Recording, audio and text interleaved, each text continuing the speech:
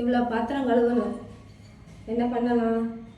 என் ஃப்ரெண்டுகிட்ட phone பேசிக்கிட்டே தான் பாத்திரம் கழுவ போகிறேன். சொல்லடி. பாத்திரம் கழுவி முடிச்சேன்.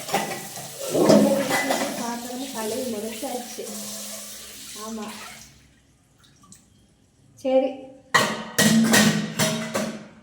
2 மணிக்கு தோட்டத்துக்கு வந்துடுறேன். திராட்சை பழம் எடுத்து வையே. 2 மணிக்கு தான் சாப்பிடுவீங்க. சரி, சாப்பாடு எனக்கு இருக்கா?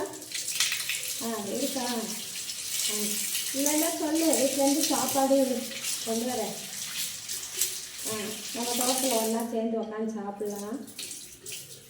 சரி, திராட்சை பழத்தை மறந்துடாத, எடுத்து வை. சரி,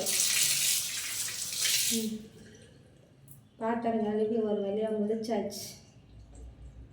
அவரவர் வாழ்க்கையில் ஆயிரம் ஆயிரம் மாற்றங்கள். உங்களுக்கெல்லாம் இந்த மாதிரி ஃப்ரெண்டு கூட உட்காந்து சாப்பாடு சாப்பிட்றதுலாம் ரொம்ப பிடிக்குமா? கமெண்ட் பண்ணுங்கள். எனக்கு ரொம்ப பிடிக்கும். பாய்.